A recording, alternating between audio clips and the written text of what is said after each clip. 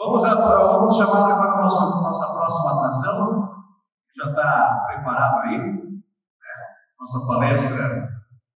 Como utilizar a inteligência artificial na atuação no dia a dia do vereador. Ele é advogado, formado pela Faculdade de Direito do Lago São Francisco, USP, empresário e desenvolvedor atuante nas áreas de inteligência artificial, dados abertos, sistemas corporativos e software as services. Com vocês, falando como utilizar a inteligência na atuação do dia a dia do vereador, Rafael Caldas.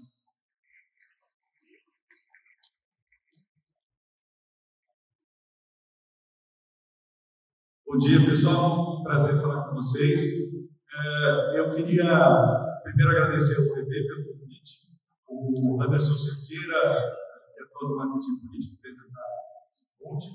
E a ideia hoje é falar sobre o uso da inteligência artificial. Primeiramente, eu queria saber de vocês quem hoje usa inteligência artificial no seu trabalho no dia a dia. Se puderem levantar a mão, perfeito. Uma quantidade, imagino que uns 20% da plateia que já usa no dia a dia. Então, acho que vamos ter bastante coisa a explorar para os dois lados, né? Para quem já usa, quanto para quem ainda está começando os primeiros passos. Falar de mim, eu sou o Rafael, eu me formei em Direito em 97, então já tenho uns 30 anos de experiência, e meu primeiro trabalho foi como assessor parlamentar, inicialmente em gabinete, depois de bancada, na Câmara Municipal de São Paulo, que eu atuei por vários anos. Depois outras câmaras municipais também. Depois eu fui ser procurador municipal, concursado de Guarulhos, no município de São Paulo. É o 8º orçamento, ou por aí, hoje eu não sei exatamente, do Brasil, incluindo orçamento estadual, orçamento americano. Então, é um município bastante desafiador. Eu atuava nas ações diretas de funcionalidade. E depois atuei no Tribunal Regional Eleitoral, também conhecendo como é a eleição do outro lado.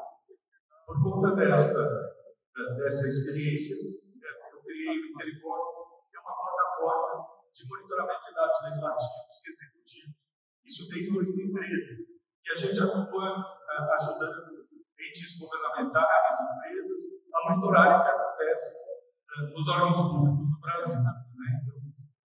Aí alguns nomes que vocês devem conhecer que usam nossa plataforma para entender o que está acontecendo. Antes da gente começar, então, a falar sobre inteligência artificial, acho que é legal a gente chegar num consenso do que é inteligência artificial, né? A gente saber do que a gente está falando. E é bastante simples. A inteligência artificial, em termos leigos, funciona com a gente oferecendo dados à máquina para que ela entenda alguns padrões e, a partir desses padrões, nos dê algumas respostas. Não é mais do que isso, né? Eu vou trazer alguns exemplos aqui para a gente concretizar, ver de uma forma mais objetiva do que se trata. Então, primeiro exemplo, o termômetro de aprovação da Interimóvel. A gente consegue indicar hoje, com 98% de precisão, se um projeto da Câmara dos Deputados do Senado vai ser aprovado. Eu trouxe aqui um exemplo Pessoal, vocês podem voltar? Acho que eu apertei o botão errado. Então, ajustando aqui rapidamente. Então, esse projeto, por exemplo, é um projeto que tratava do jogo do bicho no início, mas passou a tratar com emendas de outros assuntos relacionados a jogos, e a gente conseguiu, ele foi aprovado em março de 2022. Já em dezembro de 2021, a gente indicou que ele seria aprovado, mesmo sendo um projeto completamente fora da curva, que limitava há 30 anos. Esse tipo de inteligência artificial teve os dados de captação de outros projetos, entendeu padrões e conseguiu dar a resposta que a gente queria. Mesma coisa, esse outro exemplo aqui, que talvez alguns de vocês já tenham visto, né? Tentar entender o que é um cachorro, o que é um bolinho, né? E funciona da mesma maneira, você passa dados para a inteligência artificial e ela vai conseguindo cada vez mais entender esses padrões e te dar a resposta.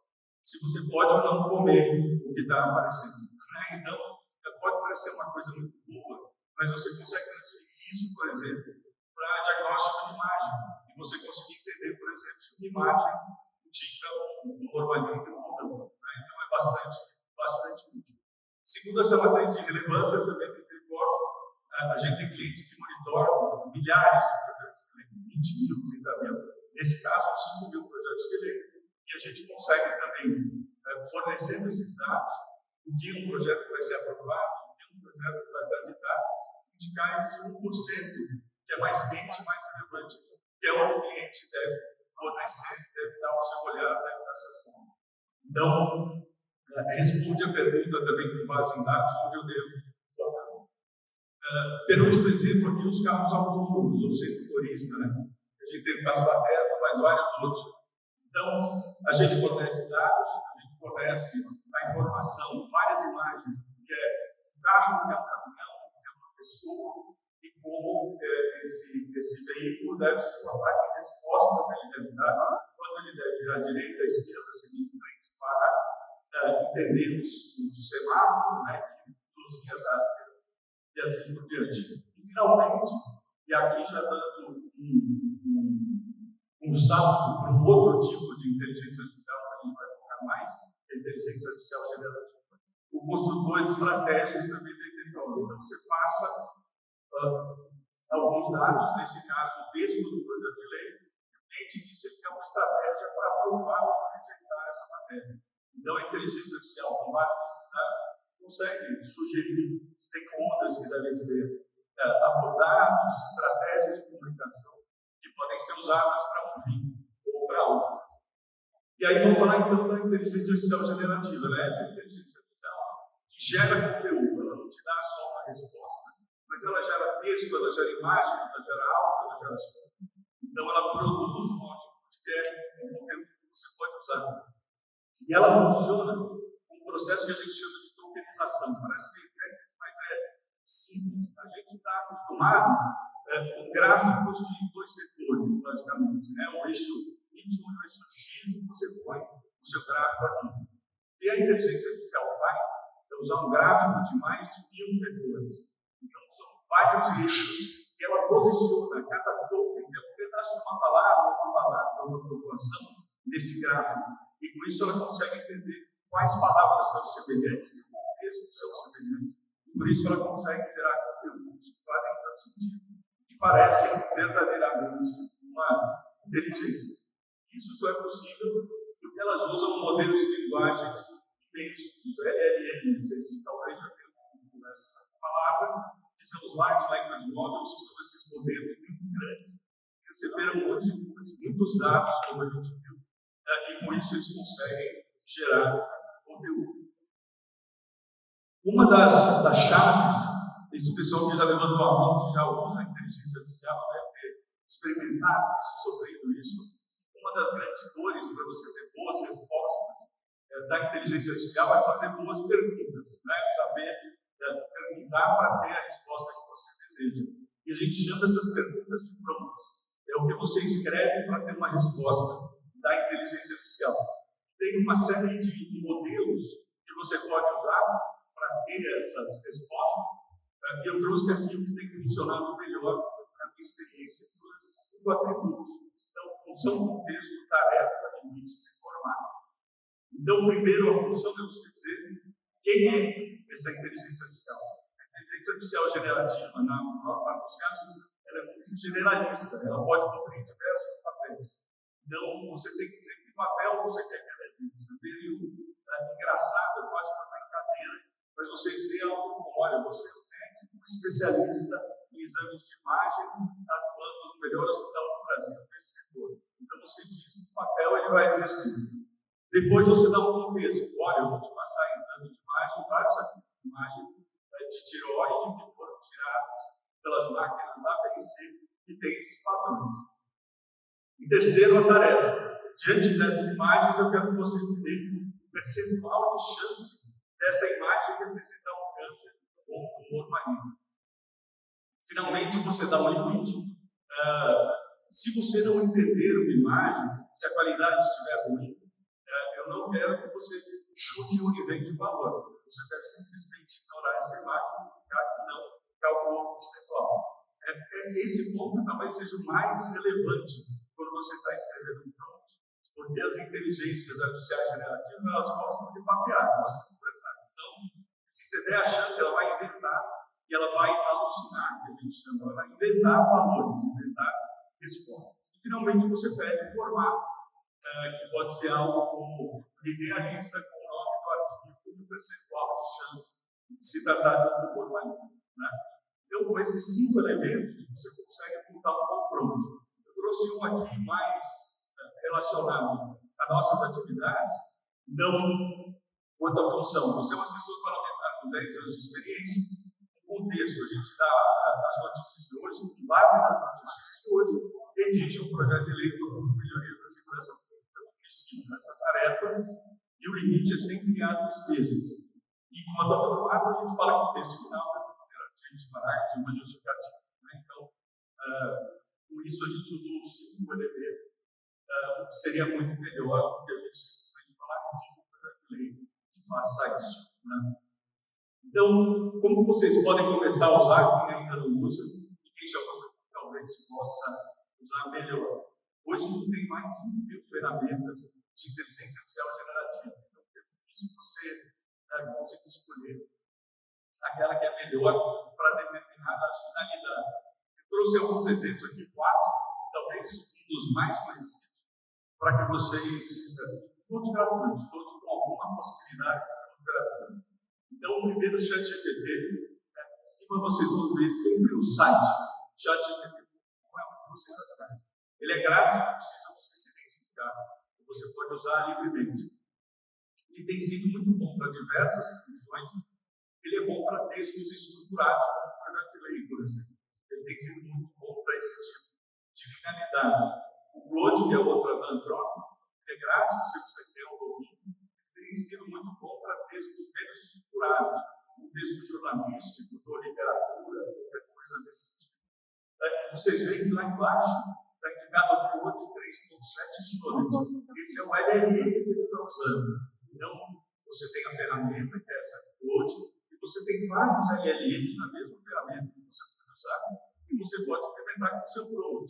Então, são várias combinações que você pode fazer para achar o melhor resultado, para escrever esse ou aquele texto. E, por último, a gente tem aqui a Perplexity, que ela funciona como um motor de busca de pesquisa. Então, se você perguntar quais são os principais efeitos do aquecimento global, ele vai te trazer um texto sobre isso, mas cheio de referências, links para outros sites que você pode usar para aprofundar a sua pesquisa e também para desenvolver mais conteúdo. E, finalmente, o notebook. Do Google, você precisa de uma conta do Google para acessar, mas é grátis. Qualquer conta do Gmail, por exemplo, dá conta disso, vocês conseguem usar para acessar o notebook. Ele é bom quando você já tem alguns dados que você quer usar para fazer o seu conteúdo. Você já tem alguns vídeos no YouTube falando sobre o tema, já tem documentos, artigos que você quer usar e consegue trabalhar em cada caderno, isso no notebook, com esses dados que você traz para ele. Então, você tem talvez uma coleção de legislação, ou de projetos de lei de gabinete. Tudo isso você consegue usar como input para o notebook para aprofundar seu conhecimento sobre isso. Né? E a gente vai fazer, então, também aqui, só para quem está hoje aqui na marcha, esse evento gratuito, uma masterclass de prompts. Se vocês quiserem acessar esse endereço, tirar foto para depois cadastrar, dl.it/prompts. E a gente vai fazer essa masterclass aí com mais tempo, 40 minutos, 1 hora, para realmente aprofundar como vocês escrevem melhor essas perguntas, para terem as melhores respostas dos modelos. Né? E aqui, essa foto que me mandaram outro dia, em 1900 e alguma coisa, bem antiga ainda, tinha maço de cigarro, cinzeiro na mesa, fumava nessa época. Então, eu fumava no escritório, para vocês verem como as coisas mudam lá. Né? E arrancando os cabelos que eu tinha ainda na época, tentando fazendo o quê? Se era escrever um projeto, um parecer, alguma coisa. E disso surgiu a ideia de criar um LLM que atendesse a vereadores, a esse tipo de coisa que vereadores e assessores têm que fazer. E aí surgiu essa outra IACA, vou encerrar com ela, que é o vereador e o assessor, que tem como objetivo reduzir essa complexidade. que você tem que pensar no approach, você tem que escolher o modelo, você tem que escolher a ferramenta, cada uma para uma coisa. Então, é algo que já é feito com você. A ideia é que você conversa hoje usando o seu aplicativo de comunicação, principalmente o WhatsApp, a gente tem o Telegram também. Você pode mandar mensagem de áudio, de texto, para o seu assessor e ter a resposta em Word, na maior parte das vezes, já para você usar e encaminhar. Se for um assessor, encaminhar para o vereador, para ele dar a mensagem. Se for o vereador, já pode mandar para a secretaria da mesa, ou algo assim. E para fazer as 6 coisas que a gente mapeou, que são as principais em termos de geração de texto no caminho. Então, você poder escrever projeto de lei, escrever artigos para blog ou para imprensa local, ou para a imprensa geral, discursos parecidos sobre projetos de lei e, finalmente, textos para as redes sociais. E aí eu trouxe um exemplo disso aqui.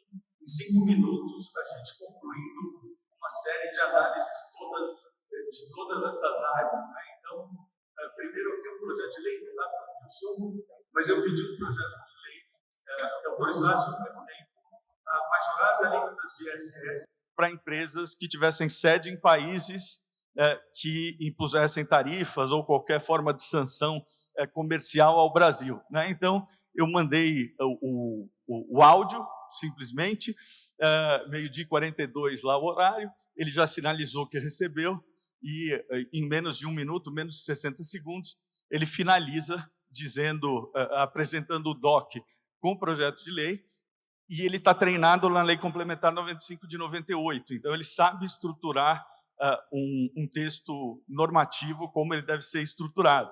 Então já fala aí algumas coisas como o teto dessas alíquotas, como que essa lista de empresas vai ser montada, lista desses países vai ser montada, consultando o Ministério de Relações Exteriores, cita a questão do Donald Trump, que eu pedi para citar, né? Então ele já traz o texto estruturado. A partir disso, eu pedi para gerar um post de rede social para divulgar o projeto. E aí ele já sai com outra estrutura, ele já sai com as hashtags, já sai com emoji. Eu podia pedir, construa um roteiro do TikTok, por exemplo, ele sabe fazer esse tipo de coisa também. E aqui é outra forma de linguagem, como eu disse a vocês. E isso também em menos de 60 segundos, né? Vocês veem os timestamps aí, é tudo muito rápido. Depois, bom, legal, já temos essas 2 coisas, vamos fazer um discurso para, na tribuna, eu divulgar esse projeto. Eu quero falar dele na tribuna também. Também me mandou um doc, e aí com esse outro tipo de estrutura discursiva. Né? Então, alguns dirão que a medida pode afastar investimentos, mas eu pergunto que tipo de investimento queremos. Então, ele estrutura melhor como um discurso esse pedido. Em penúltimo lugar, agora eu queria um artigo, e esse eu pedi algo mais específico, mas mesmo assim não um prompt complexo, foi só um pedido mais simples, para que ele fizesse o artigo em primeira pessoa, contando os detalhes do projeto e por que eu apresentei. E, finalmente, parecer sobre o projeto de lei. Então, sempre que você mandar um PDF, ele entende que você quer um parecer para apresentar numa comissão, em plenário, seja lá onde for, e aí ele te pede alguma instrução, se é um parecer pela legalidade e constitucionalidade ou um parecer de mérito, se ele deve ser contrário ou favorável e que temas devem ser abordados.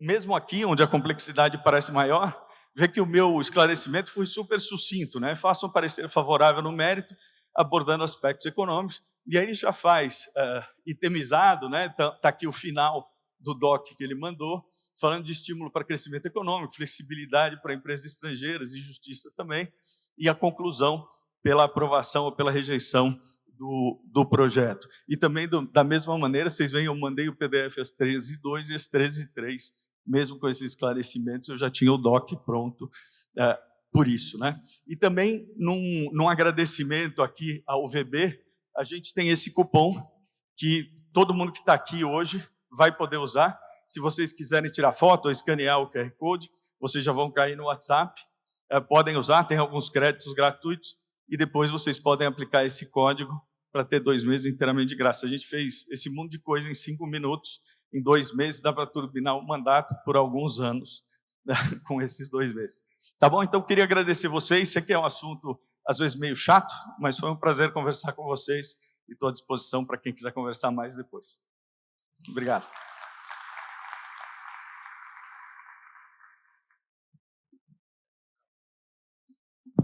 Muito obrigado, Rafael. Quero convidar o Procurador-Geral da UVB, Dr. Anderson Alarcon, para entregar o certificado de participação na 24ª Marcha de Gestores e Legislativos Municipais. Agora está aí o meu fotógrafo, Marçal. Grande Marçal.